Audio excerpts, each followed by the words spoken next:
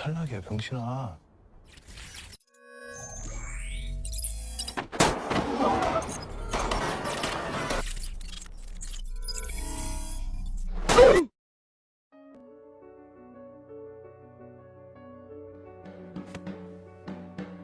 나 두 발로 자유롭게 다닐 수 있는. Kisah diawali dengan masa lalu seorang bocil yang sedang main permainan tradisional Korea bernama cumi-cumi, yang kalau di daerah saya, ini namanya gala santang gitu. Bocah ini sangat ahli memainkan permainan tersebut dengan teman-temannya, di mana permainan itu dibagi menjadi 2 regu. Peraturan di permainan ini cukup mudah, di mana ada regu penjaga dan regu yang tidak menjaga. Nah, yang tidak menjaga itu harus bisa melewati para penjaga tanpa tersentuh ataupun keluar dari garis yang sudah ditentukan. Ya mirip-mirip di daerah kita lah, ini mah ya. Dan film dengan judul Squid Games ini pun dimulai. 밟으면 개쌌다.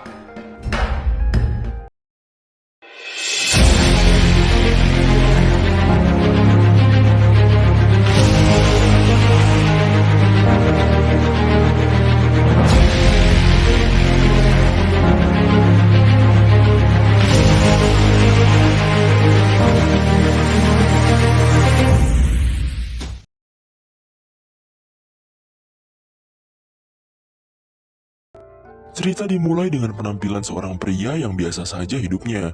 Ia bernama Gi-hun. Setelah ia dipecat dari pekerjaan lamanya, ia menjadi supir sekarang dan tinggal bersama ibunya yang sudah tua. Gi-hun diberikan beberapa uang untuk menghadiahkan anaknya yang hari itu berulang tahun. Jadi si Gi-hun ini udah cerai sama istrinya dan anaknya itu bersama dengan mantan istrinya tersebut. Karena duit yang diberi emaknya tak cukup, Gi-hun meminta duit tambahan lagi dengan memaksa. 수상자! 그건 좀 그만해! Merasa tak cukup, Gi-hun dengan kelakuan bangsatnya pun menggeledah lemari untuk mencari kartu ATM emaknya itu, berniat buat mendapatkan uang tambahan.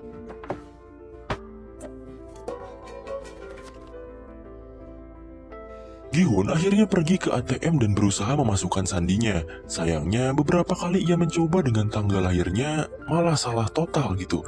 Dan temannya yang biadab ini menyarankan untuk menggunakan tanggal lahir ibunya saja. Tapi Gi-hun malah memasukkan tanggal lahir anaknya sendiri.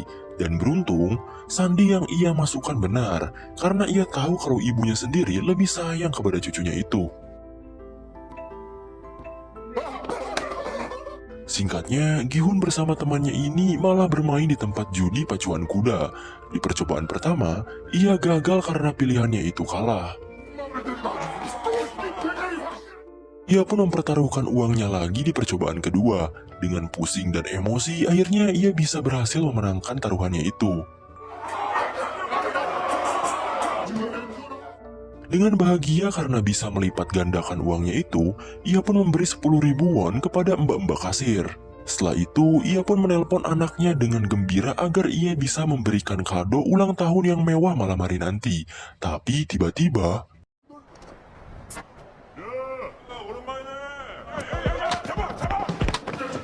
Gi-hun malah bertemu rentenir dan ia kabur terkentut-kentut.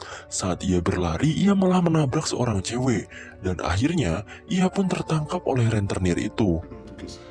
나 여기 400만 원까지 꼭. Gi-hun akhirnya dipukuli dan ditagih hutangnya itu. Akhirnya, uang yang ia hasilkan dari judi untuk anaknya itu sebesar 4 juta won ia berikan kepada mereka. Tapi, setelah ia cek sakunya, uangnya telah terjatuh saat ia menabrak si cewek tadi. Dan akhirnya, ia dipukuli sampai termehek-mehek. Si rentenir ini gak mau pusing gitu. Ia memberikan lembaran kertas yang isinya surat perjanjian penyerahan organ atas ganti uang yang ia tak bisa bayar. Terpaksa, ia akhirnya memberikan sidik jarinya. Bahkan parahnya, ia cap perjanjian itu bukan dengan tinta, melainkan dengan darah dari hidungnya yang mengalir. 저 만 원만 빌려주세요. Akhirnya, ia pun balik lagi ke kasir judi itu. Ia meminta 10.000 won yang ia berikan tadi. Sat, emang ngasih kok diminta lagi gitu. 아까 드린 만 원.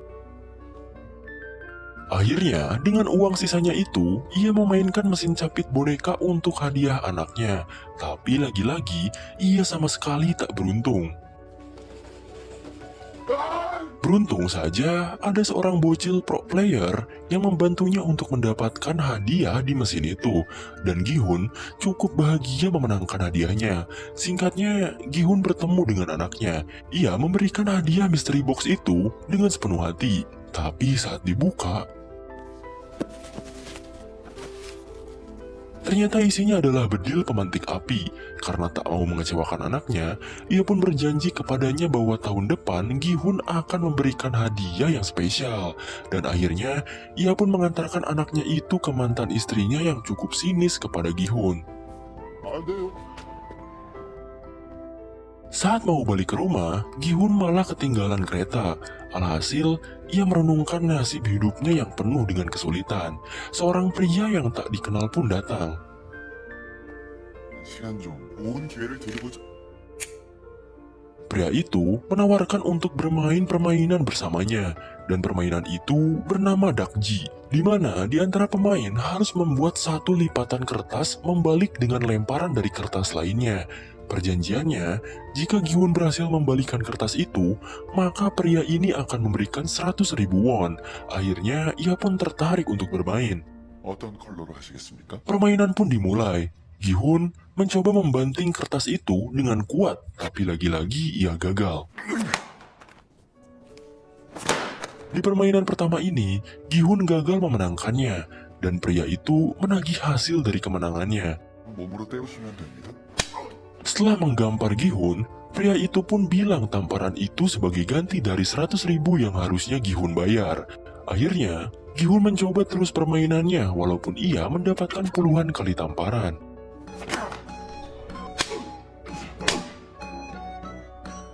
Lalu, ia pun menggunakan 100% kekuatan otak dan lengannya. Akhirnya, Gihun bisa memenangkannya. Ia pun dengan emosi langsung menggampar pria itu. Pria itu akhirnya memberikan 100.000 won karena Gihun berhasil memenangkan gamenya. Setelah lama bermain, Gihun mendapatkan cukup banyak uang. Pria itu pun bilang bahwa Gihun bisa mendapatkan uang lebih banyak dari permainan. Gihun yang trauma karena game dan judi hari ini tak mau ikut serta karena sudah bersyukur dapat uang dari banyaknya gamparan di pipinya. 나 그렇게 어리숙한 사람 아니라고 썼었죠. Pria itu pun berdiri dan menjelaskan identitas Gihun, mulai dari nama lengkap, umur, riwayat pekerjaan, anak, bahkan hutang kepada rentenir sebesar 160 juta won, dan pinjaman ke bank sebesar 255 juta won yang ia sebutkan. Dengan kaget dan penasaran, Gihun malah diberikan nomor oleh pria itu, dan pria itu pun meninggalkannya. Dengan bahagia, ia pun membeli makanan, dan ia tak lupa memberikan ikan kepada kucing kelaparan. Bahkan ia juga memberikan cukup banyak uang kepada ibunya. 아 노는 거 아니고.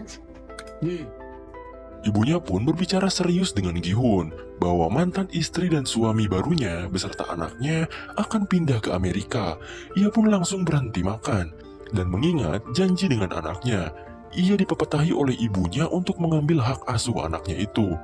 세계는 그런 것만 한국만 Ia pun meratapi perkataan ibunya itu dan berniat mencari cara lain. Ia pun akhirnya berinisiatif nelpon nomor yang pria tadi berikan dan langsung join buat ikut ke permainan untuk mendapatkan lebih banyak uang. 이름과 생년 월일을. Setelah jemputan di malam hari datang, Gihun pun masuk ke dalam mobil itu. Di sana, banyak peserta lain yang sedang tertidur.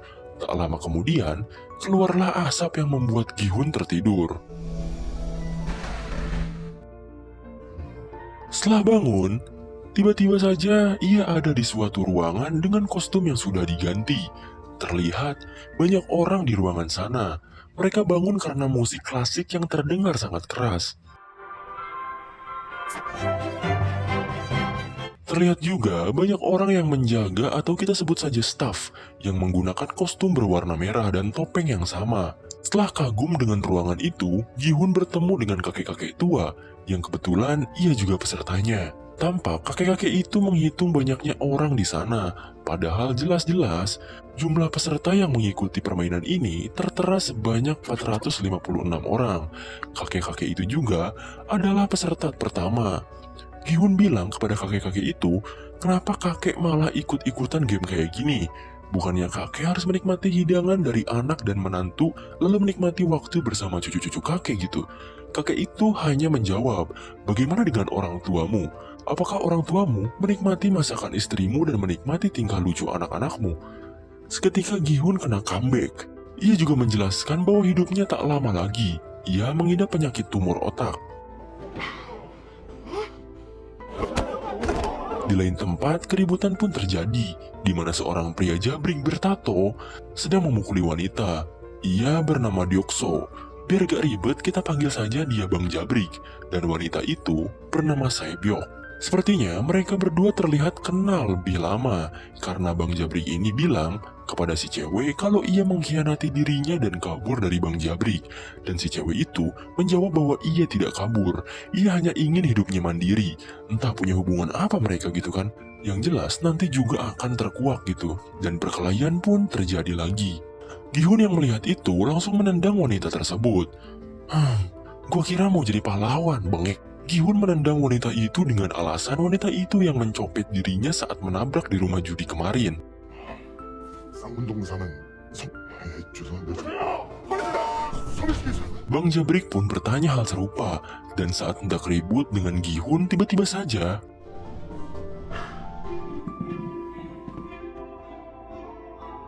para staf bertopeng pun datang dan mengumumkan persoalan dari permainan yang akan mereka mulai. Staf itu berkata bahwa pemenang dari permainan ini akan mendapatkan uang dengan jumlah yang sangat besar, dan juga akan ada 6 permainan dalam 6 hari mendatang. Pada awalnya, para peserta tidak percaya kepada para staf ini. Begitu juga dengan seorang pria bernama Cho Sang-wo. Lalu, staf itu pun memberikan tayangan-tayangan video ketika para peserta ditawari bermain game Dakji dengan hadiah 100.000 won setiap kemenangan. Begitu juga dengan Sang-wo yang terlilit hutang karena investasi jangka panjangnya gagal. Ia juga menggelapkan dana dan memiliki kerugian sebesar 650 juta won. Hal tersebut menjelaskan bahwa semua peserta di sini adalah orang-orang yang berada di ujung tanduk dengan utang yang tak terbayarkan. Lalu, para peserta sendirilah yang memutuskan untuk mengikuti permainan ini tanpa paksaan. Staf pun memberikan pilihan terakhir. Para peserta boleh kembali dan menjalani kehidupan lama atau mengikuti permainan ini.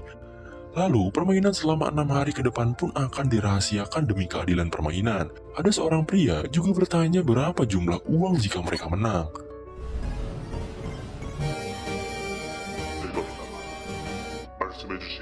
Mereka akan memberitahukan jumlahnya setelah para peserta menang di setiap permainan, dan juga keputusan terakhir pun dimulai di mana para peserta harus menandatangani keikutsertaan atau tidaknya dalam permainan ini. Para peserta pun berjajar menandatangani perjanjian itu. Begitu juga dengan pemeran utama kita, Gi-hun. Isi surat itu tertera 3 pasal, di mana pasal pertama, pemain tidak diperbolehkan berhenti bermain. Kedua, pemain yang menolak bermain akan dieliminasi. Ketiga, permainan dapat dihentikan jika mayoritas setuju. Gi-hun tampak rada bimbang dan tidak enak hati karena ia melihat si pak tua yang tak pikir panjang untuk ikut. Ia pun akhirnya gengsi dong, dan akhirnya ikut serta dalam permainan itu. Permainan pun dimulai. Para peserta dibawa ke sebuah ruangan di mana ruangan itu sangat indah dan membuat mereka terkejut.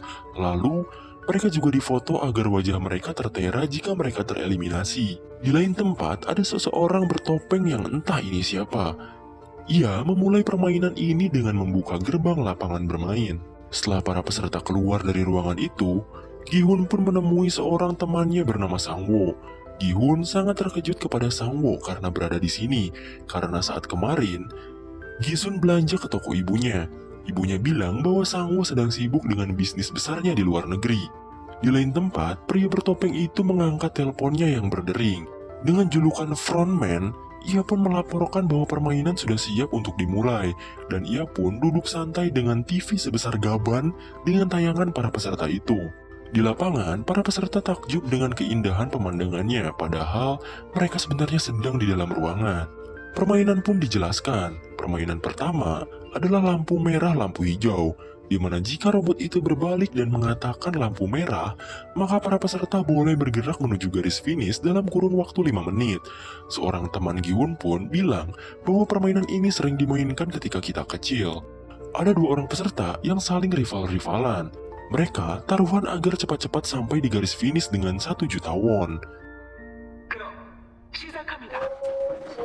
Dan permainan pun dimulai. Dengan cepat si rambut kuning pun berlari paling depan.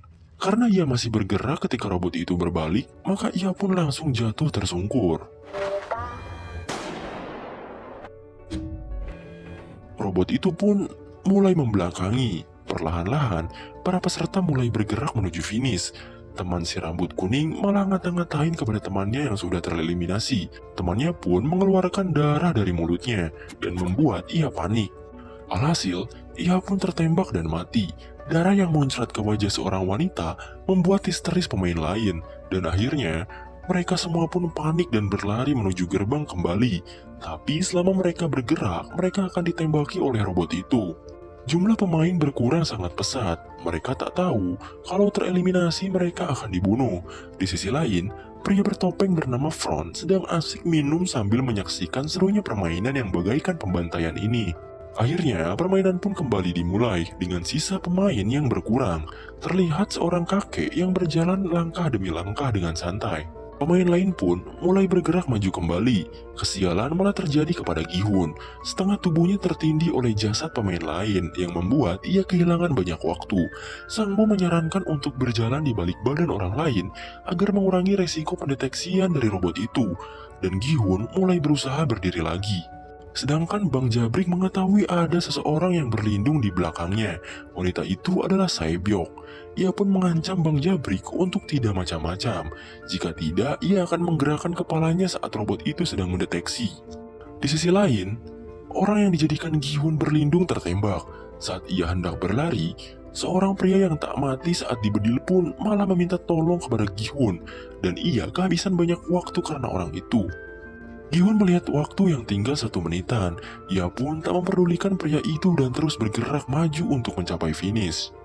Di lain tempat, si frontman malah nyalain lagu jazz sambil nontonin mereka. Lagu ini membuat vibes pembunuhan di film ini berbeda. Satu persatu dari mereka tertembak. Dengan perjuangan yang sangat edan, mereka pun berusaha terus berlari saat robot itu berbalik. Dan beberapa dari mereka pun berhasil mencapai garis finish. Si kakek, Bang Jabrik, Saebyok, bahkan Sangwo sendiri, terkecuali pemeran utama kita. Waktu tinggal 20 detik lagi, Gi-hun malah mengalami masalah.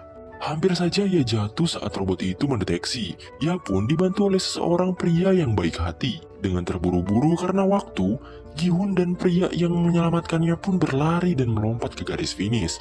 Beruntung, ia bisa selamat dari permainan pertama ini. Karena waktu sudah habis, beberapa orang yang tersisa akhirnya dieliminasi dan langsung pergi ke akhirat.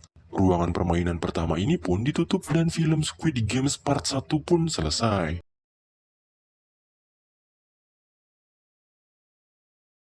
돈 꼭 갚을게요. 꼭. 제발, 제발 살려주세요. 돈은 어떻게든 갚을 거야. 그럼 당신 돈도 끝장이라고! 왜 끝장이야!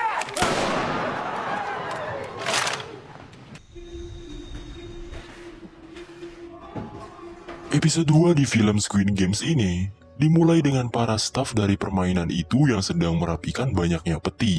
Salah satu peti di sana terbuka sedikit dan terlihat suara seorang wanita yang merogoh isi dari peti itu.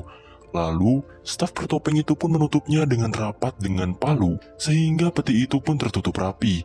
Dan film Squid Silence episode 2 pun dimulai.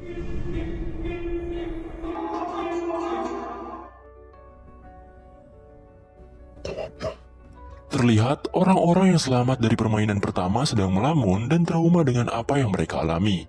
Karakter utama kita bernama Gi-hun pun sama. Ia berterima kasih kepada Sangwo. Sebenarnya Sangwo adalah teman dekat Gi-hun. Istilahnya satu kampung lah. Begitu juga kepada seorang pria yang menyelamatkan Gi-hun dari permainan pertama. Orang ini berasal dari India yang bernama Ali. Tiba-tiba saja, gerbang dari ruangan beristirahat mereka pun terbuka. Dan ternyata mereka adalah para staf itu.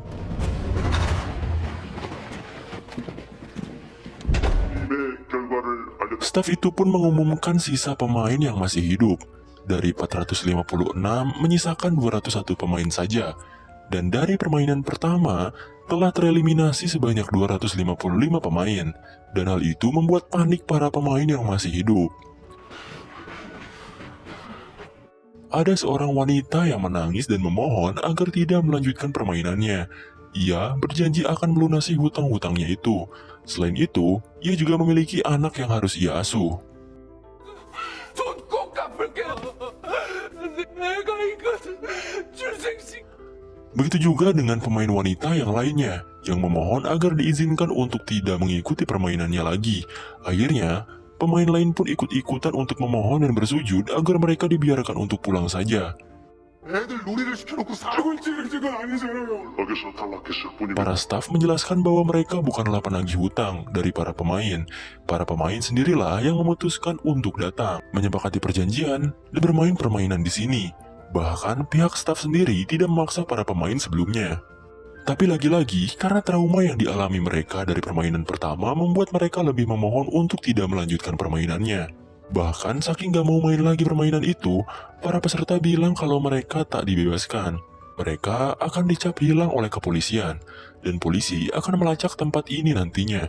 Saat itu juga, para staf langsung menembakkan pistol peringatan, yang membuat para peserta panik seketika. 핸드폰 위치 추적이라고 해!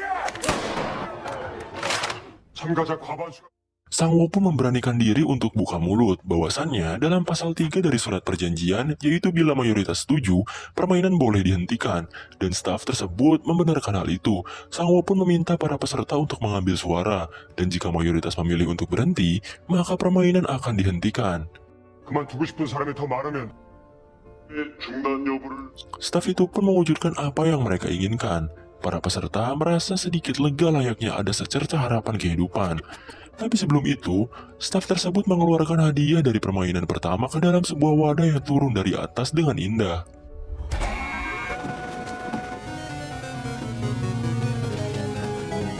Staf itu pun menjelaskan bahwa setiap pemain mempertaruhkan uang sebesar 100 juta won, jadi keseluruhan hadiahnya sebesar 25,5 miliar won. Hal ini membuat banyak peserta semakin bimbang untuk mengambil keputusan. 6개 그럼 지금부터 입니다. Kemudian vote untuk pemilihan pun dimulai, di mana di sana ada 2 tombol. Vote hijau menandakan bahwa mereka ingin melanjutkan permainan itu, sedangkan yang merah sebaliknya. Dan vote pertama dimulai dari peserta dengan nomor urut paling akhir. Tak lain dan tak bukan adalah Gi-hun sendiri. Ia pun akhirnya memvoting merah dan tak ingin melanjutkan permainan tersebut. Vote kedua dilakukan oleh seorang wanita parubaya yang tadi memohon-mohon untuk berhenti bermain permainan gila ini.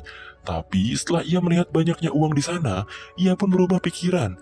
Ia akhirnya memvoting hijau agar bisa melanjutkan permainan selanjutnya. Voting pun terus berlanjut kepada para peserta lain. Bahkan uniknya, skor hijau dan merah di sana kejar-kejaran dan hanya selisih 1.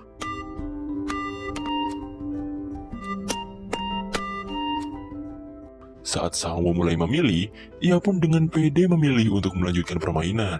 Hal ini membuktikan bahwa Sang Wo benar-benar butuh uang. Para peserta pun malah berdebat satu sama lain. Menurut peserta yang memvoting merah, mereka yang memvoting hijau adalah orang-orang stres, di mana mereka mempertaruhkan nyawa mereka demi uang.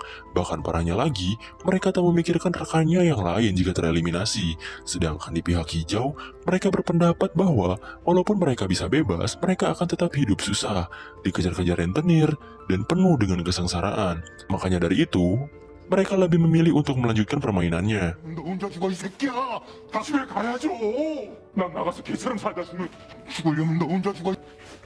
Staf pun bilang, apapun hasilnya dari voting ini adalah kesepakatan dari berdemokrasi.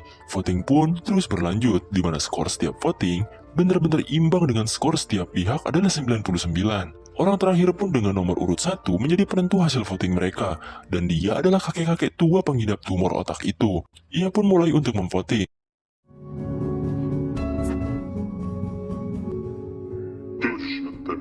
Pada awalnya, ia bingung untuk memilih hijau atau merah, dan hal ini membuat peserta lain gemeteran. Akhirnya, si kakek itu pun memilih untuk memvoting merah, dan mereka pun tampak bahagia karena tak melanjutkan permainan gila ini. Beberapa peserta yang tak setuju permainan dihentikan kecewa, tapi staf itu bilang bahwa mereka masih memiliki kesempatan di lain waktu. Singkatnya, Para peserta pun diturunkan di tempat sepi. Begitupun juga dengan Gi-hun yang kebetulan diturunkan bebarengan dengan Sae-byok. Mereka berdua diikat dan matanya ditutup. Alhasil, mereka pun bekerja sama untuk membuka ikatan itu. Setelah Gi-hun berhasil membuka ikatan Sae-byok malah meninggalkan Gi-hun. Menurutnya, jika ia melepaskan Gi-hun akan menagih uang yang ia copet di rumah judi waktu itu. Alhasil, karena kasihan, Sae-byok hanya membukakan ikatan di lengan Gi-hun saja. Lalu, ia pun meninggalkannya. 가만히 있어봐. 너 Di lain tempat, Sangwo dan Ali diturunkan di tempat yang sama. Pada awalnya, Ali meminjam handphone kepada Sangwo untuk menelpon. Tapi karena HP Sangwo tak menyala, mereka pun ke swalayan terdekat. Dengan kebaikan Sangwo, Ali diberi mie instan dan diberi sedikit uang untuk ongkos pulang. Karena awalnya Ali akan jalan kaki walau tempat tinggalnya jauh dari sini. Di tempat lain, Gi-hun melaporkan apa yang ia alami ke kantor polisi karena memang yang ia alami itu sangat-sangat tidak masuk akal. Bahkan saking tak masuk akalnya, Pak polisi di sana meremehkan apa yang Gi-hun ceritakan. Lalu Gi-hun pun memberikan bukti yaitu nomor telepon yang pernah diberikan oleh mereka. Polisi itu pun mencoba untuk menelpon nomor yang ia berikan. Tapi saat ditelepon, ternyata malah tersambung kepada ibu-ibu yang sudah berumah tangga. Akhirnya Gi-hun pun mencoba menelpon nomornya, dan anehnya, nomor itu tidak terdaftar. Kemudian, kita ditunjukkan seorang detektif bernama Junho yang melihat kartu nomor yang diberikan Gi-hun di kantor polisi. Gi-hun yang pulang ke rumah, tampak rumahnya kosong tak ada siapa-siapa. Ia pun mencarinya dan tak disengaja, Gi-hun malah bertemu dengan Sangwo. Sangwo terlihat sedang mengawasi ibunya berjualan. Saat itu, Sangwo menceritakan masalahnya, bahwa ia sedang terlilit hutang dari perusahaannya, dan ia juga memiliki kasus penggelapan dana. Kemudian, Gi-hun menemukan ibunya yang sedang berada di rumah sakit. Dinyatakan bahwa ibunya mengalami penyakit diabetes. Dokter juga bilang ibunya Gi-hun harus diberi perawatan lebih. Ibunya Gi-hun memutuskan untuk pulang karena tahu keadaan ekonominya yang kurang baik. Gi-hun akhirnya berjanji pada ibunya bahwa ia suatu saat akan pulang membawakan banyak uang. 내또 가져올게. Kita pun diperlihatkan kembali kepada detektif Jungwo. Ia sebenarnya sedang mencari kakaknya yang tidak ada kabar. Lalu Jungwo pun mencari ke apartemen kakaknya. Menurut ibu kos di sana, kakaknya Jungwo ini tidak pulang beberapa hari. Bahkan ia tak pernah kembali atau mengangkat telepon darinya. Setelah bisa masuk ke apartemennya, Jungwo pun memeriksa barang-barang di kamar itu. Dan uniknya, Jungwo menemukan sebuah nomor kartu yang bentukannya sama seperti apa yang ia lihat saat Gi-hun memberikan kartu itu di kantor polisi. Di sisi lain, Sae-byok sedang bertemu dengan adiknya. Adiknya itu meminta janji Sae-byok yang katanya bakal bawa balik ibunya. Ia pun akhirnya berjanji kepada adiknya itu bahwa tahun depan mereka akan bisa tinggal bersama. Jungwo akhirnya menemui petugas polisi yang pernah berinteraksi dengan Gi-hun. Ia akhirnya meminta alamat Gi-hun. Di sisi lain juga, Ali sedang mengunjungi pabrik tempat kerjanya. Ia langsung menemui atasannya dan menagih upah yang harusnya ia bayar selama bekerja di sana. Atasannya itu bilang bahwa dirinya juga tidak punya uang karena bisnisnya ini belum ada pemasukan. Bahkan katanya para pekerja lain pun sama belum dibeli upah. Ia pun juga beralasan sakit dan tak bisa ke rumah sakit. Tapi terlihat ada banyak uang yang tergeletak di meja si atasan ini.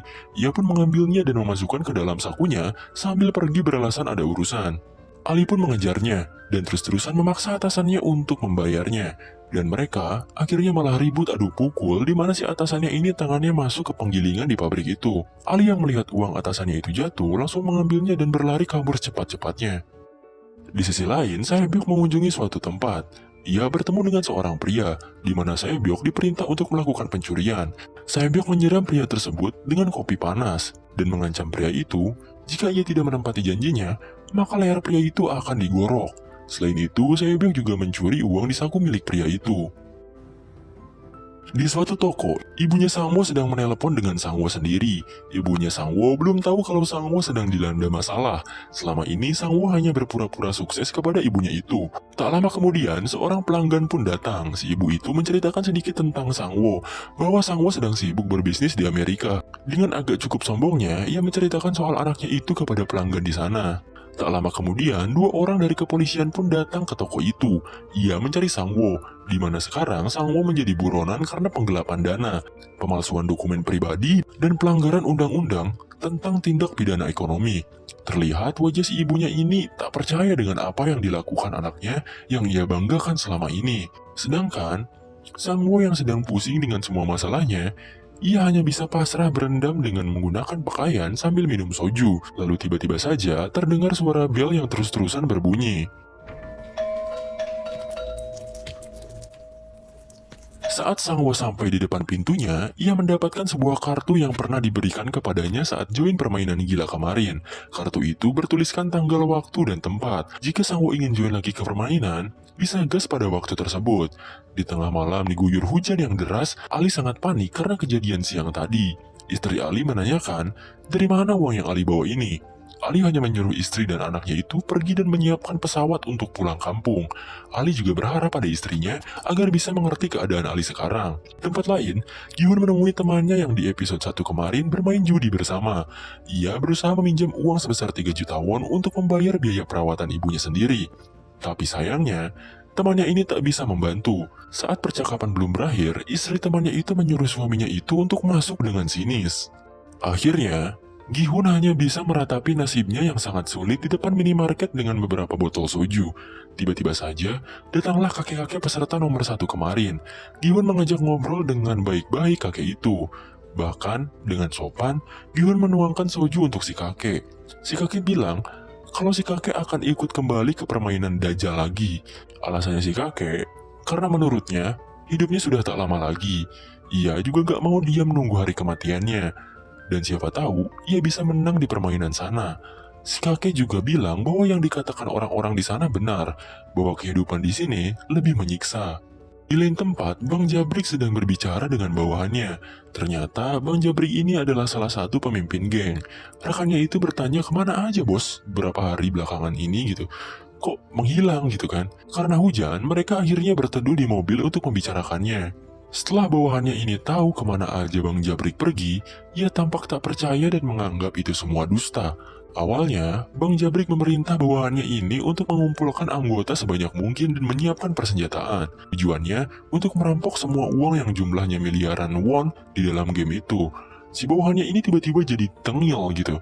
Dia juga tahu aib Bang Jabrik, bahwa Bang Jabrik kalah bermain judi Filipina dan memiliki hutang yang banyak. Ia juga bilang bahwa orang-orang itu sedang mencari Bang Jabrik untuk mengambil mata, jantung beserta organ lainnya untuk mengganti pembayaran hutang-hutangnya itu. Dan benar saja, para penagih itu pun datang bergerombol. Bawahannya yang hendak pergi langsung ditusuk oleh Jabrik. Ia pun lari dari kejaran para penagih itu dan melompat ke dalam air. Welcome to Korea! Gi-hun terus-terusan meminjam uang kepada orang yang ia kenal termasuk mantan istrinya sendiri. Ia meminjam ke mantannya itu sebesar 2 juta won. Tapi mantan istrinya ini bilang bahwa ia juga hidup pas-pasan dan tidak bisa membantu Gi-hun. Gi-hun meminta mantannya itu untuk pinjam saja ke suaminya. Karena gak tahu malu gitu kan, mantannya ini marah besar kepada Gi-hun. 뭐 아빠 뭐? 쓰러졌어. 그날 죽었어! 나 혼자 기다시피. 우리 왔어. Tiba-tiba suami sang mantan beserta anak-anaknya pun datang. Gi-hun langsung pergi meninggalkan mereka semua dan berpamit kepada satu-satunya anak Gi-hun ini. Gi-hun pun pergi dari tempat itu di tengah derasnya hujan. Tiba-tiba si suami mantan pun menghampiri. Dari hasil gibahannya bersama istrinya, suami baru itu memberikan uang yang Gi-hun butuhkan. Awalnya Gi-hun menerima dan berterima kasih. Tapi ia memberinya dengan ikhlas tanpa harus dibayar. Asalkan Gi-hun tak boleh mengganggu atau bertemu dengan anak dan mantan istrinya lagi. 자꾸 이런 식으로 무슨 아빠 버리고 사람들이 줄 알아! Pun langsung memukulnya saat ia sedang berbicara. Ia pun melemparkan semua uang itu kepada si suami mantan. Tak disangka-sangka, ternyata sedari tadi, Gi-yong atau anaknya si Gi-hun melihatnya. Terlihat raut wajah yang sangat sedih dari Gi-yong, karena keluarganya mengalami broken home. Detektif yang mencari kakaknya yang hilang itu pun mengunjungi Gi-hun. Ia bertemu saat si Gi-hun itu moodnya gak baik. Jungwo bertanya soal kartu dan laporan yang Gi-hun berikan pada petugas polisi. Ia datang kemari ingin tahu seluk-beluk apa saja dari semua ini. Karena kakak dari Jungwo masih belum ditemukan dan ia menemukan kartu nama yang sama dengan yang dimiliki oleh Gi-hun. Karena Gi-hun moodnya sedang gak baik-baik aja gitu, ia pun gak bisa ngebantu Jungwo saat ini dan masuk ke dalam rumahnya. Saat Gi-hun hendak membuka pintu rumahnya, ia pun mendapatkan kartu permainan itu lagi dan alhasil, Gi-hun akhirnya memutuskan untuk ikut kembali permainan itu dan menunggu jemputan dari staf yang akan datang. Begitu juga dengan Sang-woo yang ikut kembali karena masalah hidupnya rusak berantakan. Bang Jabrik yang juga ikut karena hutang ke orang Filipina yang numpuk. Sae-byok yang kembali ikut, si kakek yang sudah pasrah dengan hidupnya, dan juga Ali yang hidupnya juga kesusahan dan menimbulkan banyak masalah.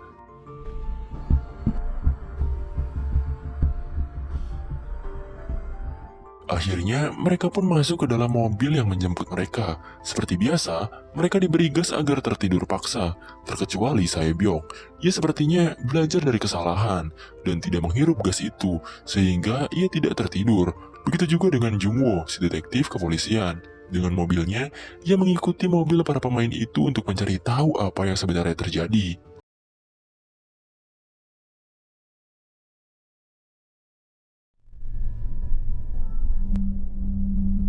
Episode 3 film Squid Games ini dimulai dengan detektif Jung-woo yang sedang mengikuti para staf yang membawa para peserta ke suatu pelabuhan. Ia akhirnya memarkirkan mobilnya. Ia pun nge-WA kepolisian untuk ngabarin kalau dirinya gak akan dulu bisa masuk untuk bertugas. Jung-woo melihat rombongan mobil itu, dan akhirnya ia memutuskan untuk mengikuti mereka. Dengan keahlian sebagai detektif, Jung-woo menyelinap ke bawah mobil dan ikut masuk ke dalam kapal itu, dan film pun dimulai.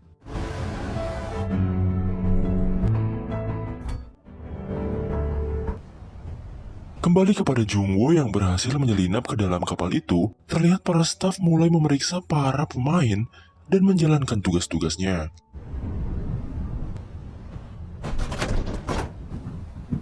Para staf itu pun mendeteksi para peserta dengan detektor satu-satu, gunanya untuk mengambil data diri dari mereka. Dan Jung-woo akhirnya pura-pura pingsan saat staf itu memeriksa peserta satu persatu. Akhirnya Jung-woo pun meringkus dan adu mekanik dengan staf yang memeriksanya. Beruntung, ia bisa membuat staf itu tak berdaya. Jung-woo pun menyamar menggunakan kostum staf itu. Ia juga membuang salah satu staf yang ia ringkus tadi ke tengah-tengah lautan. Saat Jung-woo membuangnya ke laut, ia hampir ketahuan oleh staf yang lainnya, dan ia pun beralasan mabuk lautan. Jung-woo pun diperintah untuk bergegas melakukan tugas-tugasnya. 선실로 올라가서 대기해. Kapal pun telah sampai di sebuah pulau. Para mobil pengangkut peserta juga mulai OTW ke tempat permainan. Di sini kita diperlihatkan, semua peserta dibawa ke sebuah ruangan yang sangat besar. Di sana, para staf mengganti pakaian pemain, menyita semua barang yang dibawa oleh para peserta. Sae-byok yang sedari tadi cuma pura-pura pingsan menggunakan keahliannya yaitu mencopet. Ia mengambil pisau atau cutter yang ada di saku para staf. Kita diperlihatkan Gi-hun yang membangunkan si kakek. Awalnya, Gi-hun ngira kalau si kakek ini udah tewas. Tapi untungnya, ia bangun. Si kakek tampak senang karena Gi-hun ikut permainan ini lagi. 가시면 안 되죠. 들어왔네요. Perempuan yang di episode kemarin nangis pengen balik pun kembali lagi untuk bermain. Bahkan sahabat masa kecil Gi-hun juga hadir lagi yaitu Sang-woo. Tak hanya itu, Ali juga ikut ngerumpi sama mereka. Gi-hun mengenalkan Sang-woo kepada Ali bahwa Sang-woo adalah anak yang cukup cerdas dari kecil. Bahkan, ia dibangga-banggakan di lingkungan keluarganya. 말인데 부대 처리합시다. 같이 해요? 감사합니다, 사장님. Mereka pun akhirnya memutuskan untuk membuat grup atau tim yang berisikan Gi-hun, Sang-woo, Ali, dan juga si kakek. Kemudian di sisi lain, Bang Jabrik lagi ngajak Sae-byok untuk gabung ke kelompoknya. Tapi Sae-byok menolaknya karena menurut Sae-byok Bang Jabrik itu orangnya licik. Ia akan mengambil segalanya dan mengorbankan segalanya demi dirinya sendiri. 배만 불린 새끼야. 우리 고향에서 뭐라고 부르는 줄 알아? Lalu datanglah si wanita ini. Ia bernama Miryong. Ia menyarankan agar dirinya bisa masuk ke kelompok Bang Jabrik. Tapi karena Bang Jabrik sok jago gitu kan, ia pun mengabaikannya. Terlihat Sae-byok melihat ke arah atap. Ia sepertinya memikirkan sesuatu. Di sisi lain, seorang staf pun mengonfirmasi kepada frontman bahwa dari 201 pemain, 187 orang ikut kembali lagi, dan sisanya gak mau balik lagi. Frontman memerintahkan agar terus mengawasi orang-orang yang tidak kembali. 도시락 드셨어요? 그럼 차네 밥이. Tim Gi-hun pun diberikan nasi kotak satu persatu. Mereka berempat pun saling bercanda satu sama lain. 뜨거워져가지고 옛날 Akhirnya, Gi-hun memulai ke topik selanjutnya. Ia bertanya kira-kira untuk tantangan permainan apa yang akan dimainkan selanjutnya. Menurut Gi-hun, yang jelas permainan selanjutnya pasti permainan anak-anak tradisional Korea.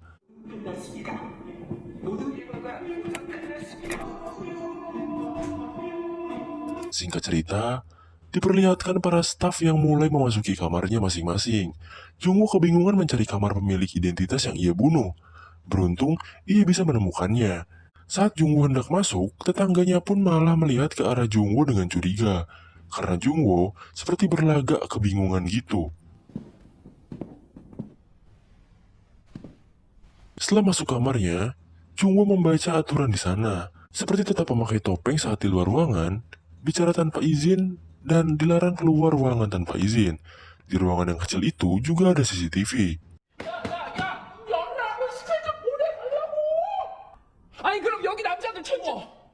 너 말고 Saat jam-jam tidur malam, Miryong malah teriak-teriak kayak orgil. Ia meminta izin untuk buang air ke toilet, tapi staf yang menjaga tak mau mengizinkannya. Ryung akhirnya kesal dan berusaha untuk buang air di tempat itu juga. Karena terpaksa, akhirnya staf pun membolehkannya. Saat hendak masuk, Sae-byok malah ikut-ikutan buang air. Dan ya sudahlah, mereka buang air kecil berdua. 경기 닦아놓으니까 그냥 낼름 Di sisi lain, Jungwoo diberi makan oleh staf lain. Dan ia terpaksa harus membuka topengnya. Ternyata, di balik semua itu, ada para staf yang lain yang sedang mengawasi staf-staf itu di CCTV-nya. Setelah sampai di toilet, Ryong ternyata tidak buang air kecil. Ia mengeluarkan suatu benda yang ia sembunyikan di celana dalamnya. Atau lebih dalam lagi, ternyata benda itu isinya rokok plus dengan korek apinya. Sae-byok masuk tanpa permisi ke toilet Ryung. Ia berencana akan naik ke atas atap untuk mencari informasi. Ryung membantu Sae-byok dengan mengulur waktu.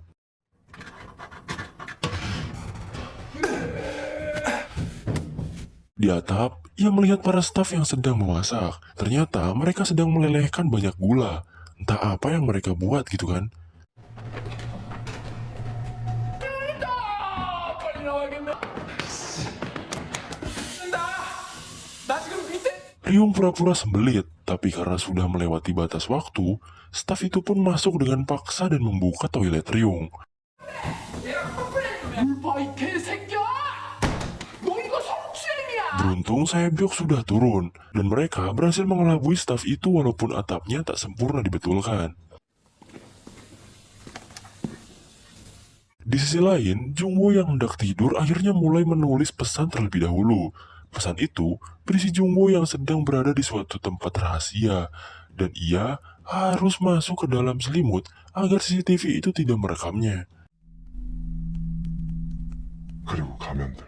Di sisi lain, Sae-byok dan Ryung sudah balik ke kasurnya, sambil Ryung bertanya-tanya dengan cerewet kepada Sae-byok, dan pembicaraan mereka pun terdengar oleh Sang-woo. Ketika pagi sudah tiba, para pemain pun diberikan makanan mereka masing-masing. Ryung terus-terusan bertanya soal apa yang Sae-byok lihat semalam. Sae-byok hanya menjawab bahwa ia hanya mencium aroma gula. Jungwoo tampak sedang bersiap-siap untuk menyamar kembali. Ia pun keluar dan berbaris dengan staf lain. Lalu Jungwoo pun mengikuti mereka semua. Terlihat para staf sedang membagi-bagikan dana bansos, maksudnya sarapan untuk pemain. Gi-hun meminta untuk susunya itu diganti jadi energen, karena Gi-hun tak suka susu putih. Karena dicuekin sama stafnya, Gi-hun pun memberikan susunya kepada Ali. 정말 이것도 마셔. 사장님. Peringatan pun mulai terdengar bahwa permainan kedua pun akan dimulai. Sang-woo yang semalam mendengar bisik-bisik Ryong bertanya soal informasi yang Sae-byok dapatkan. Sae-byok hanya menjawab aroma gula itu. Para pemain pun ditempatkan di sebuah lapangan bermain anak-anak. Tempat ini sangat berbeda dengan permainan pertama. 뺑뺑이 속으로 어떻게? Sang-woo mulai menganalisis dengan pikirannya perihal yang dikatakan Sae-byok. Ia akhirnya mengingat-ingat masa lalunya. Di ingatannya itu, ia melihat anak-anak yang sedang membeli permen gula.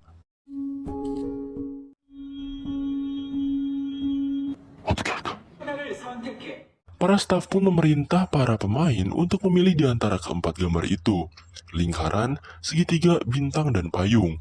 Sangwo menyarankan mereka berempat untuk berpencar. Ali memilih bulat, Sangwo memilih segitiga, Gihun memilih payung, dan si kakek memilih bintang. 사준 상황. 기훈이 형, Lalu para peserta pun diberikan wadah satu persatu, dan setelah dibuka, 넌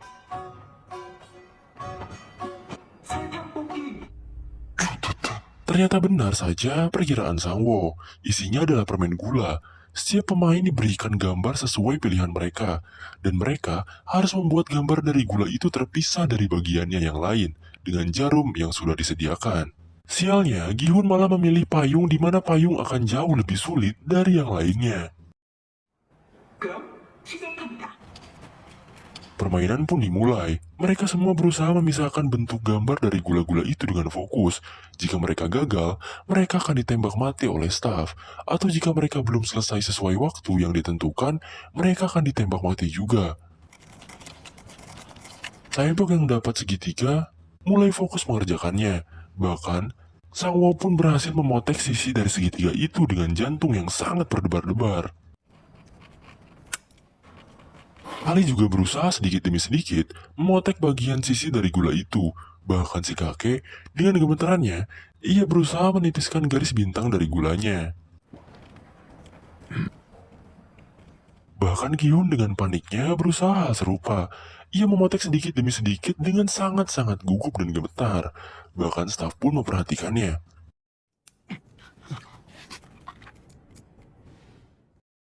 Salah satu peserta pun malah membuat gagang payung dari gulanya itu patah. Dan alhasil, 또 ia pun tewas. Satu nyawa melayang membuat panik pemain lain, dan seorang wanita malah mematahkan gulanya juga. Beberapa pemain pun mulai tereliminasi. Terlihat waktu menunjukkan 7 menitan lagi. Tembak-menembak terus terjadi selama peserta gagal memisahkan bentuk gulanya itu.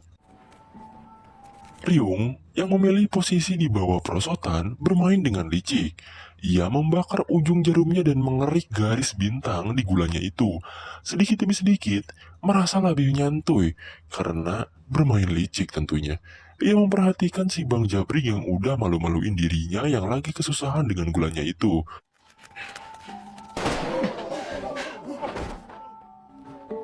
Pria berkacamata pun berhasil memotek bagian terakhir gulanya itu, dan ia lolos di permainan kedua ini, diikuti oleh Saebyok yang sukses juga.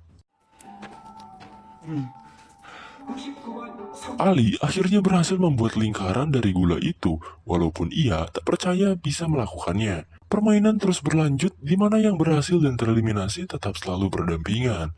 Di sisi lain, Jungwoo yang sedang menyamar dideteksi oleh staf lain. Staf itu menanyakan apa tugas Jungwoo. Jungwoo bingung mau jawab apa gitu kan. Akhirnya staf itu pun menegaskan kalau Jungwoo bertugas membersihkan mayat setelah permainan.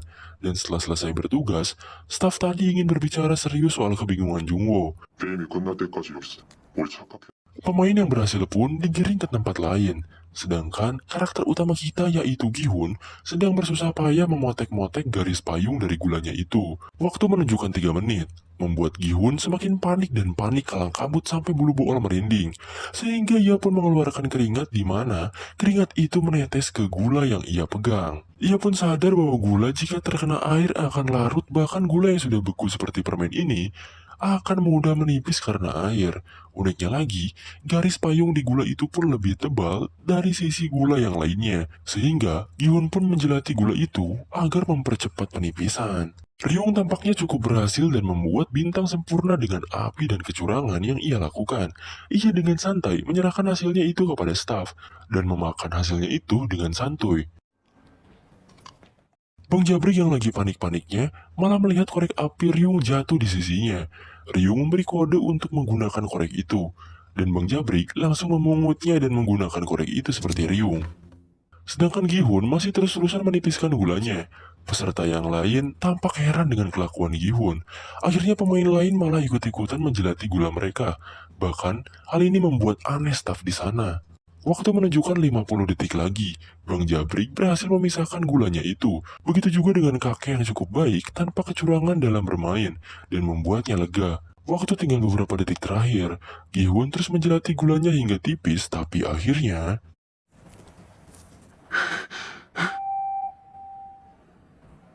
ia jadi pemain terakhir yang lolos. Salah satu pemain sangat-sangat panik. Waktu sudah habis, dan ia menutup hasil karyanya itu. Staf meminta membuka tangannya, dan ternyata... gambar yang ia buat patah. Saat hendak membunuh peserta itu langsung menusuk wajah staf dengan jarum, dan mengambil pistol staf itu. Ia pun menembak staf yang lain, dan membuat staf itu jadi tawanan. Hal ini membuat frontman harus turun tangan. Orang-orang yang tidak tepat waktu pun langsung ditembaki oleh para staf, dan membuat panik orang-orang di luar. Para staf pun mengarah ke pria ini. Pria ini menodongkan dan memerintah staf yang ia tawan membuka topengnya agar pria itu bisa melihat wajahnya. Staf itu pun membuka topengnya dan melihat ke arah pria itu. Tampak pria itu kaget karena staf itu adalah pria muda. Setelah melihat wajahnya, pria itu pun menembak kepalanya sendiri dan tewas. Frontman yang turun ke lapangan langsung menembak staf yang membuka topengnya sendiri. Frontman menjelaskan jika para peserta tahu wajah kalian, kalian akan mati. Jungwoo pun mengambil topeng dari staf yang sudah tewas. Topeng itu memiliki gambar kotak, sedangkan yang dipakai oleh Gihun saat ini adalah bulat.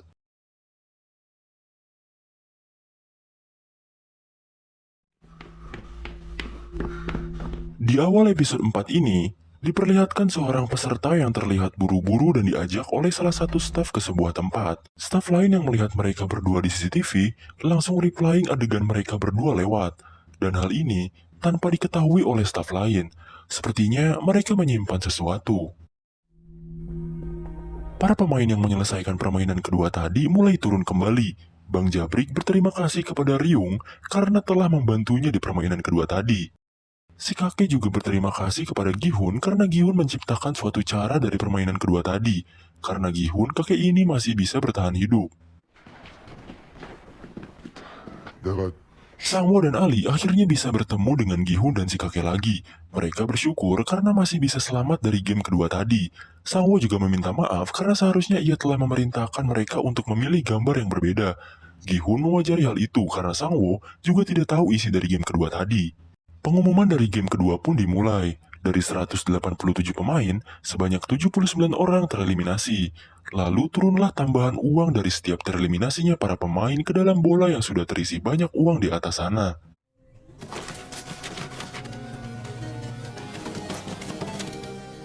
Uang yang terakumulasi pada game kedua adalah 7,9 miliar won. Dan total hadiah yang terakumulasi hingga saat ini adalah 34,8 miliar won. Dan film pun dimulai. Waktu pun menunjukkan peserta untuk makan. Para staf di sana membawakan makanan mereka. Para pemain berbaris. Bang Jabrik protes karena makanan yang diberikan hanya sebuah telur dan satu botol soda. Karena merasa tak cukup, ia pun komplain. Tapi para staf tak menjawab apa yang ia katakan. Ryung yang mulai bergabung dengan tim Bang Jabrik membisikkan sesuatu kepadanya. Dan ternyata...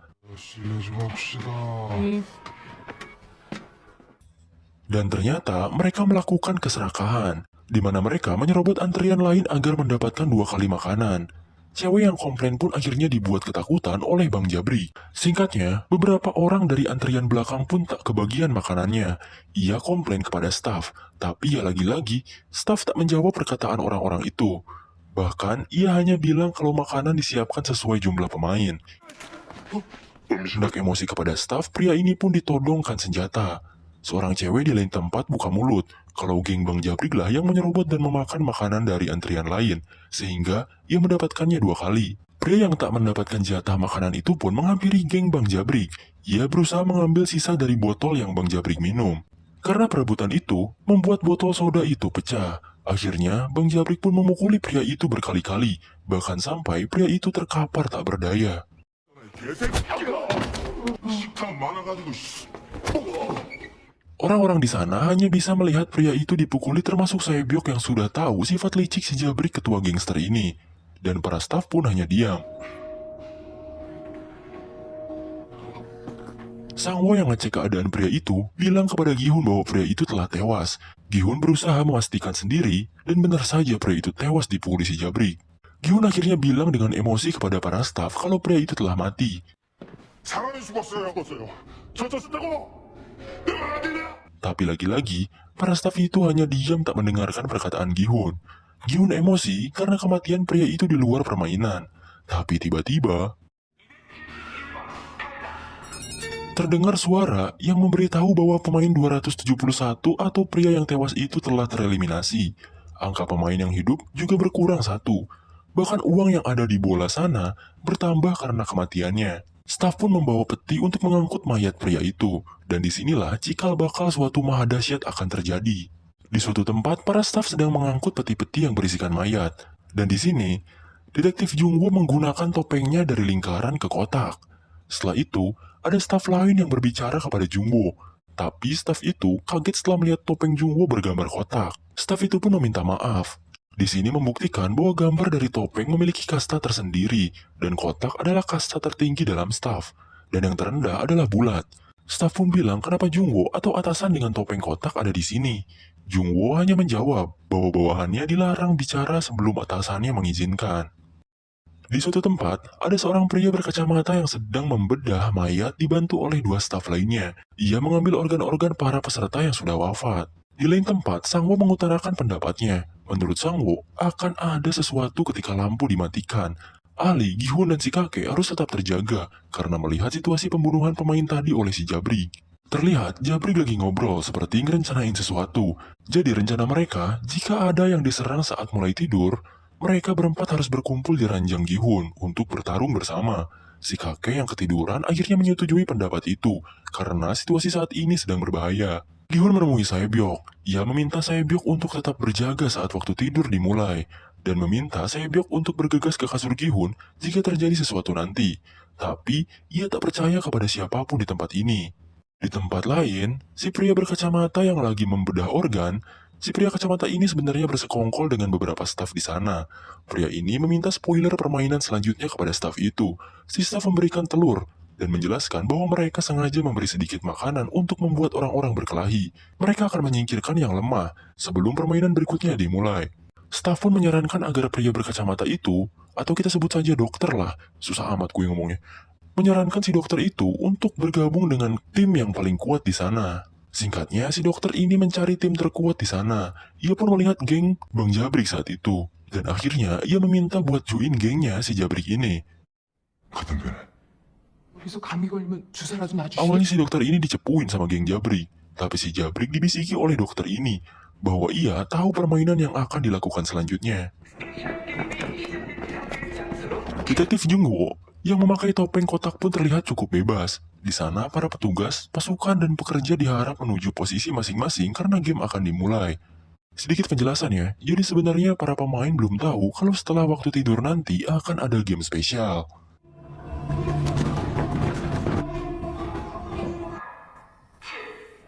Hitungan mundur dari 30 detik pun dimulai, di mana setelah hitungan selesai, maka para peserta harus beristirahat.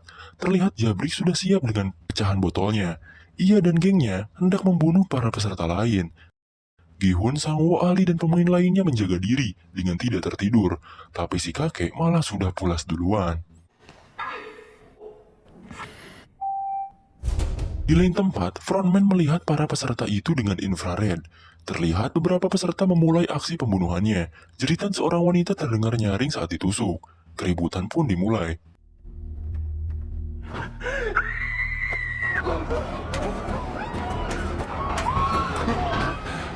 Frontman memerintahkan permainan spesial ini untuk dimulai. Lampu juga mulai berkedip-kedip. Beberapa kasur mulai berjatuhan. Hal ini membuat kericuhan massal. Teriakan di mana-mana dan cukup banyak orang terbunuh. Tim Gihun yang sudah memprediksi hal ini berusaha berkumpul kembali. Saebyok malah ditikam oleh salah satu pemain lain. Si Jabrik yang tahu keberadaan Saebyok langsung menghajarnya. Tapi Saebyok bisa melawan karena membawa pisau dan melukai si Jabrik hingga robek. Jabrik pun mencekik Saebyok. Beruntung Saebyok bisa menendang biji si Jabrik hingga si Jabrik kesakitan. Di sini nih, gue bingung editnya cuy, karena kedap-kedip gelap gini coba. Nah, pokoknya di sini chaos parah lah intinya.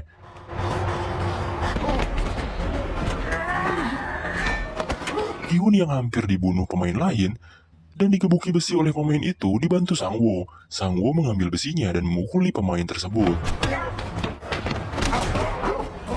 Gihun, Sangwo, dan Ali berhasil berkumpul. Perkelahian terus terjadi, adu pukul, jeritan di mana-mana. Dan tapi ternyata si kakek malah hilang dari kasurnya cuy, dan membuat mereka bertiga panik.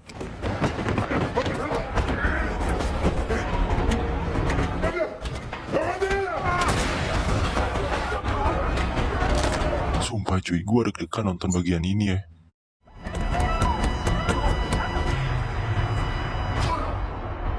Jungwo yang menjadi pemimpin di sana mendengarkan chaosnya di luar sana. Saebyok akhirnya menghampiri Gihun. Si Jabrik yang dari tadi haus untuk membunuh Saebyok berdiri di belakangnya. Beruntung Gihun mendorong dan memukul balik si Jabrik. Kedatangan Sangwo sangat berarti di sini. Ia membantu perkelahian dengan gengnya si Jabrik ini. Bahkan Ali yang datang membawa besi yang jauh lebih besar membuat geng si Jabrik ketar-ketir. Tiba-tiba saja si kakek dengan suara yang seadanya pun memohon kepada semuanya untuk berhenti saling membunuh. Ia berteriak sambil menggigil di atas kasur yang tertinggi.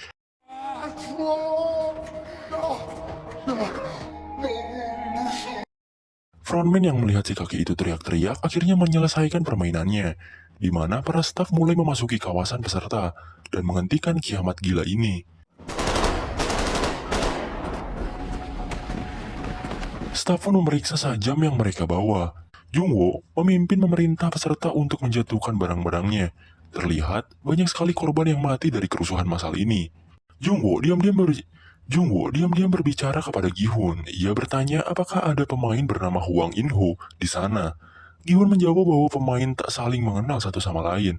Dengan sangat-sangat bingung, Gihun pun memikirkan apa yang ditanyakan oleh staf itu. Dan kenapa ia berbicara dengan peserta, padahal staf kan pada cuek-cuek semua gitu.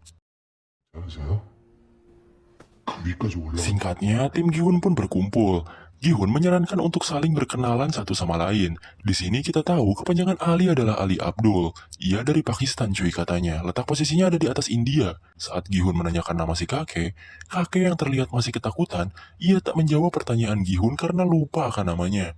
Gihun pun mewajari hal itu karena saat sedang trauma dan panik, ia juga sering lupa alamat rumahnya. Di tempat lain, Jabrik yang entah paha atau perutnya yang sobek sedang dijahit oleh si dokter. Ryung menyindir dokter itu bahwa ia bisa kesini karena kebangkrutannya. Dari permainan tadi, ada 27 orang yang tewas, sehingga sisa pemain hanya 80 orang saja. Setelah itu, Ryung malah ngegodain si Jabrik. Ia ngajak Wik-Wik di kamar mandi nanti. Dan benar saja, kelakuan itu pun dilakukan. Intinya di sini, si Jabrik berjanji sama Ryung kalau mereka bakal menangin semua gamenya bersama. Dan pulang dari sini bersama-sama juga cuy. Ketika waktu istirahat tiba, Jungwo mulai mengetik beberapa materi penting yang ia alami. Ia juga mengirimkan kode Morse. Singkat cerita, para pemain mulai bangun dari tidurnya. Gihun merasa khawatir kepada si kakek, karena ia sama sekali tak tidur. Kakek itu meminta maaf karena ia tak bisa membantu banyak. Maka dari itu, sebagai gantinya ia berjaga untuk mereka agar tidurnya aman. Instruksi pun mulai terdengar bahwa permainan ketiga akan dimulai. Jadi permainan tadi adalah permainan spesial ya cuy. Staf pun mulai bersiap dan keluar dari kamarnya. Saat ini Jungwo menggunakan topeng gambar lingkaran. Para pemain pun dikumpulkan di suatu tempat. Permainan kali ini harus membentuk tim, di mana setiap tim 10 orang. Bang Jabrik menyuruh rekannya untuk mengumpulkan orang-orang yang kuat. Di sisi lain, Gihun dan Sangwo berdiskusi. Menurutnya, jika permainan beregu, kemungkinan permainannya kepala ekor naga atau ular naga. Sangwo berkata dikarenakan ada pria tua dan seorang wanita di timnya, tim kita memerlukan lebih banyak pria lagi. Selain itu, pria akan lebih diunggulkan dari semua permainan tradisional. Akhirnya, mereka diperintah untuk mencari satu orang masing-masing, karena kurang 5 orang. Sangwo juga bilang sama Ali untuk menutupi lengannya yang memiliki kekurangan agar tidak terlihat lemah di saat mencari anggota lain.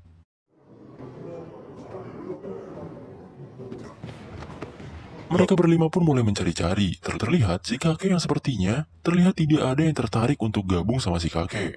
Kebetulan Ali pun mendapatkan satu orang. Sangwo mengajak seorang pria. Awalnya ia mau, tapi setelah tahu kalau ia harus mengajak istrinya, Sangwo pun menolaknya.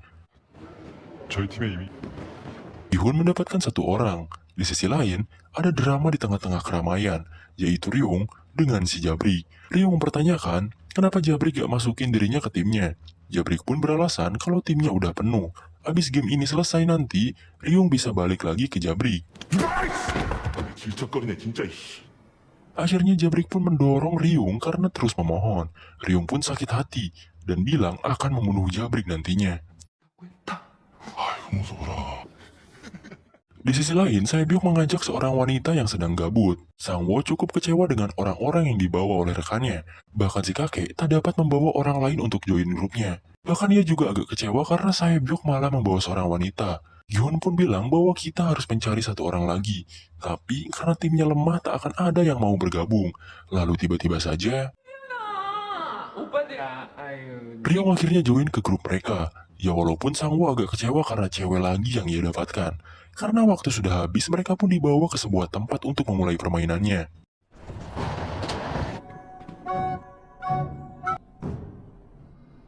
Stafun menjelaskan permainannya, gamenya yaitu tarik tambang, di mana peserta yang kalah terpaksa akan jatuh ke bawah lantai paling dasar.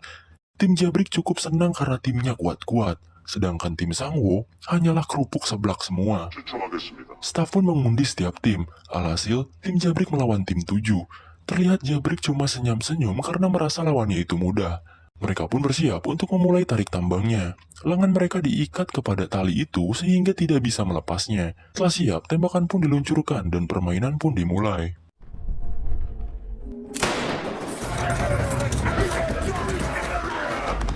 Karena kekuatan dari tim Jabrik kuat, maka ia memenangkan gamenya dengan cukup mudah.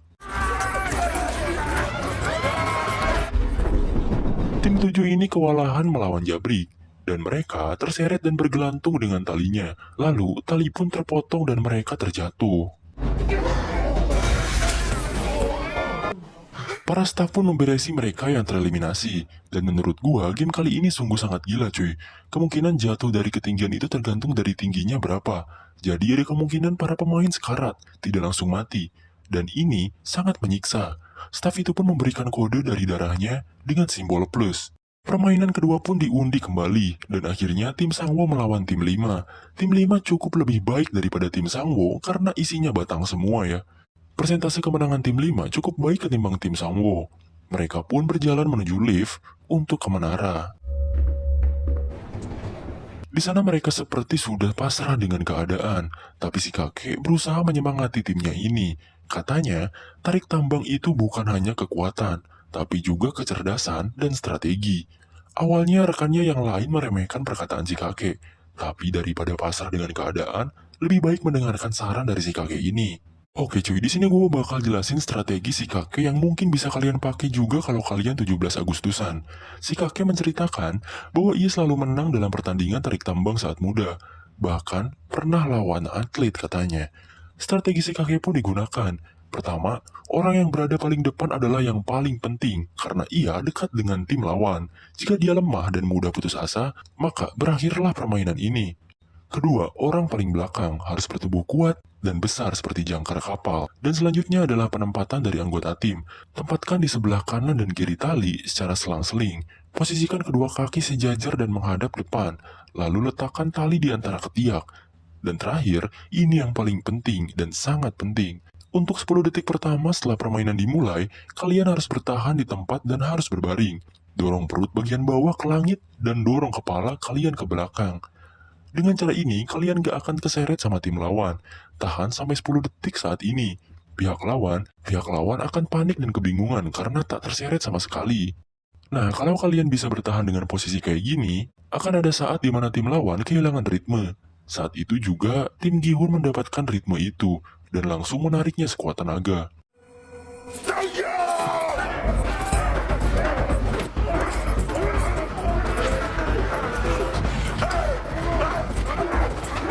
Mereka berhasil membuat lawan kepanikan, dan hampir menyentuh garis akhir, tapi lawan itu juga cukup kuat. mereka menarik kembali tali itu dan malah membuat mereka kehilangan keseimbangan.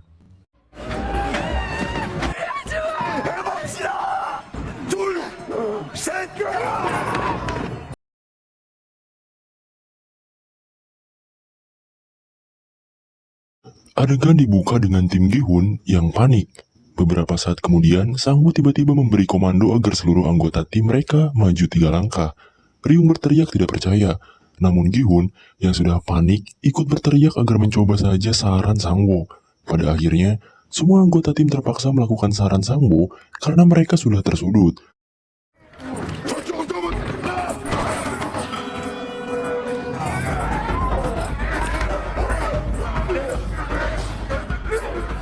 Dan alhasil, setelah rencana Sang-woo dieksekusi, tiba-tiba formasi lawan hancur dan jatuh karena kehilangan beban tarikan. Melihat kesempatan yang terbuka, lantas Sang-woo dengan cepat berteriak memberi komando tarikan. Tim lawan yang masih tergeletak terseret, mereka berusaha untuk membangun kembali formasi. Namun naas, usaha tersebut sia-sia karena mereka sudah tertarik jauh ke depan. Dengan terpaksa, mereka harus menghadapi nasib buruk berupa terjun bebas ke lantai bawah. Tim Gi-hun merebut kemenangan di game ini.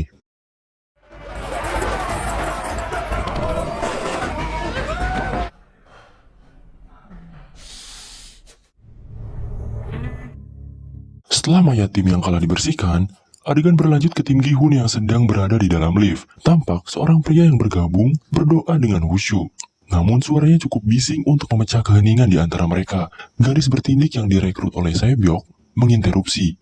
Dia berkata bahwa harusnya si bapak yang sedang berdoa tersebut berterima kasih pada si kakek dan Sang-woo yang telah memberikan ide dan saran yang brilian. Bukan kepada Tuhan, si bapak membalas dengan menceramahi gadis tersebut. Si gadis pun tak mau kalah dan membalas ceramahan tersebut dengan sarkasme. Pada akhirnya, cekcok kecil tersebut dihentikan oleh Sae-byok yang mulai frustasi. Setelah keluar dari lift, si gadis bertindik menanyakan nama Sae-byok. Namun pertanyaan tersebut hanya dibalas dengan penolakan yang dingin. Kemudian, Sae-byok memohon agar dia tidak diganggu dan dibiarkan sendiri. Adegan berlanjut ke tim Bang Jabrik yang sedang ngerumpi membicarakan tim lawan yang sebelumnya mereka kalahkan. Di tengah keasikan tersebut, datanglah tim Gi-hun yang nampak lelah. Bang Jabrik dan anggota timnya kaget dengan kedatangan tim tersebut. Ryong yang melihat ekspresi bego mereka nyengir sambil melewati geng cowok seram tersebut dengan santai. Mayat yang telah dibungkus dengan peti pun dibawa ke sebuah ruangan kremasi untuk dibakar.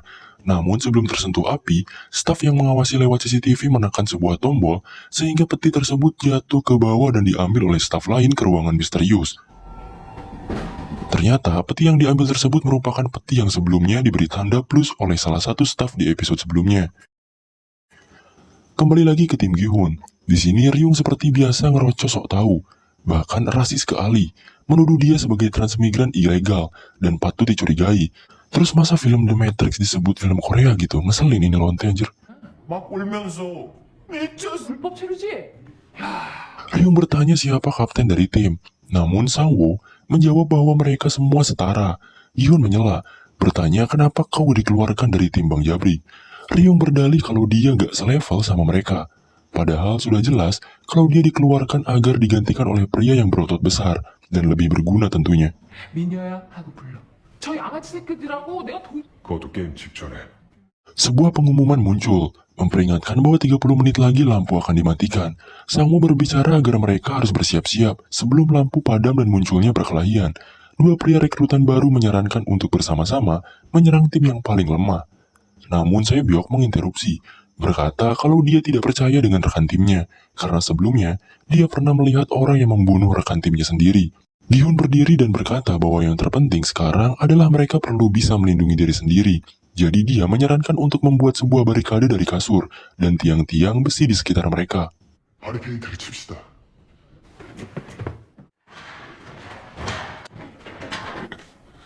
Saat dalam proses pembangunan barikade, Om Jabrik menghampiri Gi-hun dan berkata bahwa barikade mereka akan hancur dengan mudah.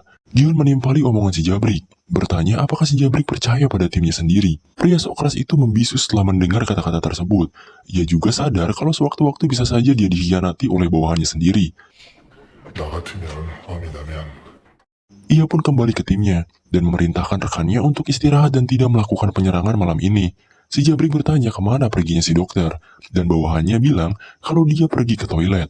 Namun kenyataannya si dokter pergi bersama oknum staf ke suatu tempat, yang tak lain dan tak bukan adalah ruangan unboxing mayat yang tadi diselundupkan. Diperlihatkan bahwa rekaman CCTV saat si dokter dan staf berjalan di lorong dihapus oleh staf yang mengawasi CCTV. Kembali ke tim Gi-hun, mereka berupaya untuk menyusun jadwal jaga malam. Sang-woo menyarankan agar setiap penjagaan perlu diisi oleh 2 orang agar mencegah si penjaga ketiduran atau bergabung dengan tim lain untuk mengkhianati mereka. Semuanya setuju. Dan akhirnya diputuskan bahwa yang berjaga pertama adalah Sang-woo dan Ali. Kemudian disusul oleh Gi-hun dan si kakek. Sisanya gak di-mention cuy. 그럼 나도 자네. 나 그렇게 하시죠. Waktu malam telah tiba, seluruh staf diperintahkan untuk kembali ke ruangannya masing-masing. Dan adegan berubah ke Sang-woo dan Ali yang sedang duduk berdua. Ali berbagi jagung yang ia simpan bersama Sang-woo sebagai bentuk terima kasih karena telah menyelamatkan dan memberikan ongkos pulang. Mereka pun saling berkenalan. Sang-woo bertanya tentang usia dan asal-usul Ali. Ali menjawab bahwa dia sekarang berusia 33 tahun dan berasal dari Pakistan. Keluarganya tinggal di sana. Sementara Ali bersama istrinya dan anaknya yang baru berumur 1 tahun tinggal di Korea dengan tujuan untuk menghasilkan uang. Ali terpaksa mengikuti game ini karena mereka kehabisan uang. Dan saat Sang-woo ditanya alasannya kemari, dia menjawab bahwa dia juga membutuhkan uang. Adegan beralih ke 2 orang staf yang sedang berjalan menuju sebuah ruangan. Seperti sebelumnya, jejak rekaman mereka dihapus dari CCTV. Salah satu dari mereka merupakan Jungwoo yang menyamar. Staf di samping Jungwoo bertanya kenapa kemarin Jungwoo tidak hadir. Jungwoo pun meminta maaf. Oh iya, di sini staf di samping Jungwoo tidak sadar kalau rekan dia si nomor 29 yang asli sudah mati dan dicuri identitasnya oleh Jungwoo. Staf tersebut bilang kalau Jungwoo hampir akan dibunuh namun dia dihalangi karena punya hutang budi ke nomor 29 yang sebenarnya udah dibunuh oleh Jungwoo. Adegan berlanjut ke ruangan unboxing mayat. Di situ sudah ada si dokter dan 2 staf lainnya yang sedang melakukan pembedahan organ. 이번 손이 내 거라면 더 쏘라. Jungwoo dan staf tadi masuk di scan terlebih dahulu untuk dikonfirmasi identitasnya. Setelah sedikit basa-basi, mereka melanjutkan operasi karena khawatir kapal pengiriman mereka pergi duluan. Di sini disebutkan bahwa ternyata si nomor 28 dan 29 merupakan penyelam yang bertugas untuk mengirim organ yang mereka bedah ke kapal untuk dijual. Karena dirasa kerjanya lambat, si dokter disuruh untuk mempercepat pekerjaannya. Namun si dokter hanya menjawab bahwa dia tidak bisa berbuat lebih karena kekurangan tidur dan makanan yang layak. Apalagi tiap hari perlu mengikuti game yang mengancam nyawa.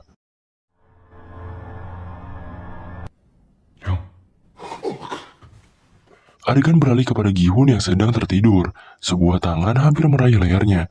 Namun kemudian Gi-hun terbangun dalam keadaan kaget, mendapati Sang-woo yang ternyata mau membangunkannya untuk gantian jaga malam. Sang-woo bertanya apakah Gi-hun mengalami mimpi buruk, dan Gi-hun menjawab kalau dia tidak apa-apa. Adegan beralih lagi, kali ini menuju Bang Jabrik yang gak bisa tidur. Ia bertanya pada bawahannya tentang si dokter, dan bawahan tersebut menjawab kalau dia masih belum kembali dari toilet. Tentu saja ini mencurigakan cuy. 이상한데요. 화장실 내가 믿지 이 새끼야. 이상하면 아직도 안 하냐?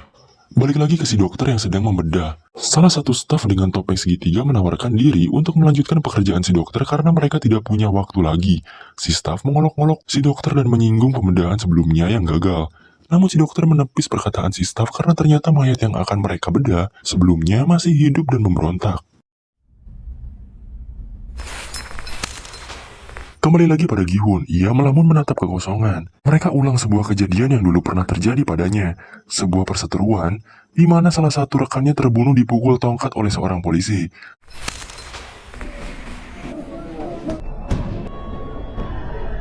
Sesaat kemudian, Gi-hun tersadar oleh si kakek di sampingnya. Setelah ditanya kenapa, Gi-hun bercerita bahwa dia pernah terlibat di sebuah aksi mogok di perusahaan mobil tempat kerjanya dulu. Mereka dipecat dengan alasan perusahaannya sedang mengalami masa sulit. Gi-hun yang sedang kerepotan membiayai keluarganya dengan terpaksa mengadakan mogok tersebut bersama rekan-rekannya. Namun naas, rencana tersebut berakhir tragis dengan kematian rekan-rekannya. 미안해. Si kakek tiba-tiba memegang kepalanya dengan raut wajah kesakitan. Saat Gi-hun periksa, ternyata dia terkena demam. Adegan kembali lagi ke unboxing mayat. Para staf di situ sedang ngerumpi menceritakan mayat yang kemarin mereka bedah. Dan disebutkan bahwa mayat yang kemarin mereka bedah hanya memiliki 1 ginjal sehingga bayaran mereka kurang. 이놈 장기는 먼저 시아부들이라. Kembali lagi pada si kakek yang dibaringkan. Gihun merobek sebuah kain untuk mengompres dahi si kakek. Namun ternyata dia kehabisan air untuk mengompres. Di tengah kebingungannya, tiba-tiba muncul Saebyok menawarkan airnya. Gihun langsung menggunakan air tersebut untuk mengompres si kakek. Adegan lagi-lagi berubah ke bagian unboxing mayat. Jungwoo bertanya apa yang terjadi pada mayat zombie yang kemarin. Dan salah satu staf menjawab kalau dia memukul mayat tersebut dengan linggis sampai mati. Tiba-tiba Jungwoo ditanya kenapa dia tidak ingat, padahal kemarin dia juga di sini dan membuang mayat tersebut. Dengan sedikit jeda, Jungwoo menjawab kalau dia saat itu sedang ngelantur. Namun jawaban tersebut justru malah menambah kecurigaan staf lain. Jungwoo yang semakin waspada mulai meraih sesuatu dari sakunya. Namun sebelum meraih benda tersebut, tiba-tiba si dokter berteriak.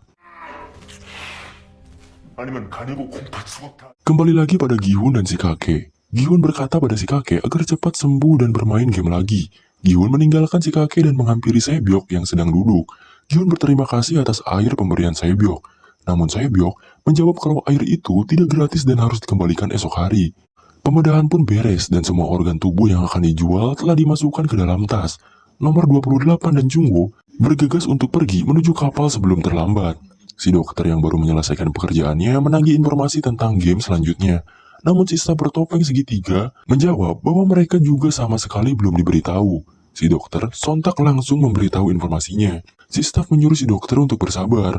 Namun karena sudah emosi, si dokter mengambil pisau bedah dan menyerang salah satu staf tersebut. 지금 당장 안 할래. 뭐라고? 족같이 생긴 쓰레기만을 믿다가 저놈이 돌아올 때까지. Kembali pada Jungwoo dan si nomor 28. Mereka tiba di sebuah ruangan yang memiliki pintu besi dan kemudian membukanya. Di balik pintu tersebut, ada sebuah tangga yang menuju ke bawah dan mereka mulai menuruninya. Sementara si dokter, setelah berdebat sengit, para staf mengalah dan bilang kalau mereka akan mendapatkan informasinya. Namun yang jadi Sandra bilang kalau dia butuh kunci untuk membuka ruang kontrol. Dia menyuruh si dokter untuk merogoh sakunya. Namun saat si dokter memegang celana si Sandra, dia malah melawan balik dan menyerang si dokter.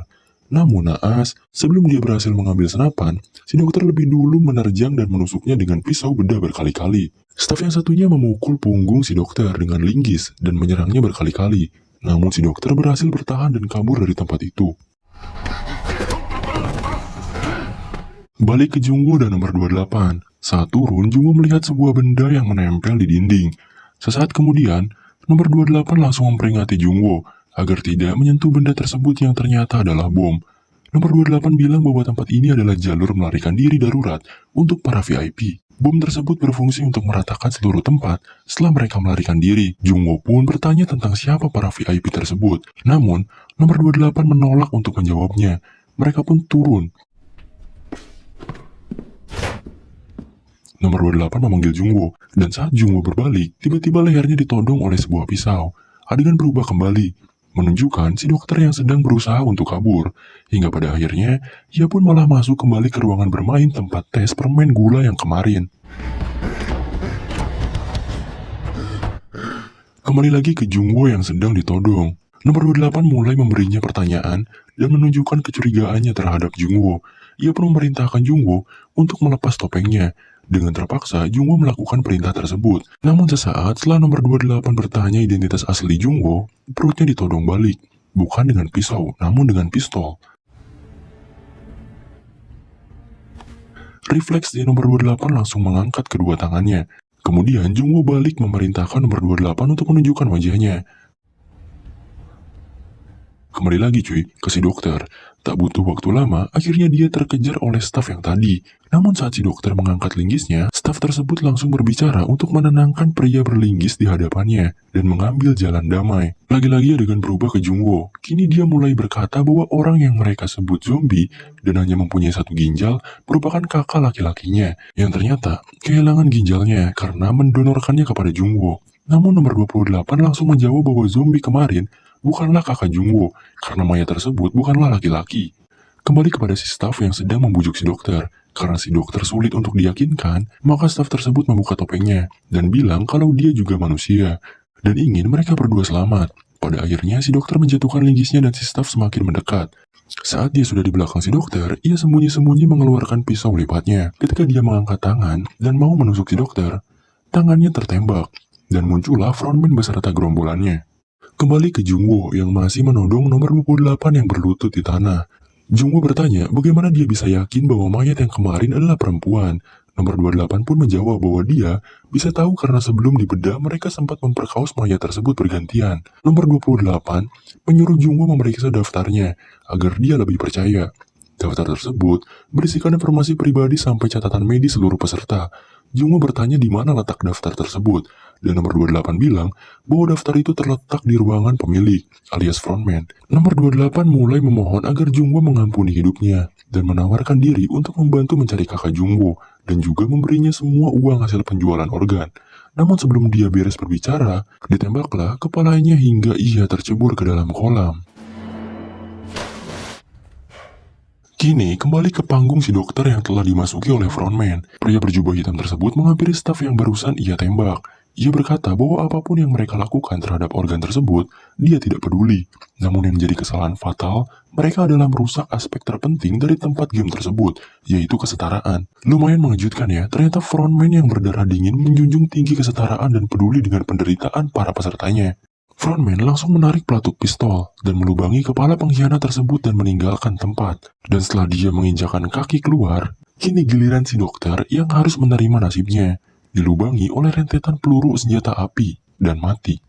Jungwoo menaiki kembali tangga tempat dia masuk, namun saat meraih pintunya, ternyata pintu tersebut telah terkunci. Mau tidak mau, dia menembak lubang kuncinya hingga suara tembakannya terdengar sampai luar dan sampai di telinga frontman. Jungwoo akhirnya berhasil masuk ke ruangan yang ditunjukkan oleh nomor 28, sembari menodongkan pistolnya. Adegan berganti pada frontman yang berhasil menemukan mayat nomor 28. Setelah dikonfirmasi, frontman menyadari bahwa pelaku yang membunuh nomor 28 masih ada di tempat ini. Karena tabung oksigen untuk menyelam masih lengkap. Belum melanjutkan pencarian, frontman mengulik lubang di kepala nomor 28 dan mencabut peluru yang tertancap di dalamnya. Sirine tiba-tiba berbunyi. Para pemain terbangun dan keheranan. Sementara Jungwoo masih melanjutkan pencariannya di ruangan frontman. Sesaat kemudian, akhirnya Jungwoo menemukan sebuah pintu yang mengarah ke brankas berisi data-data para pemain Squid Games dari tahun ke tahun. Jungwoo mengidentifikasi tiap berkas yang ada. Masing-masing berkas dilabeli sesuai tahun pelaksanaannya. Di sisi lain, para staf kini memeriksa ruangan nomor 28 dan juga milik Jungwoo. Frontman mengawasi CCTV, mendapati bahwa Jungwoo sama sekali tidak terekam jejaknya. Kini para staf memeriksa para pemain dan menyuruh mereka berkumpul di tengah-tengah.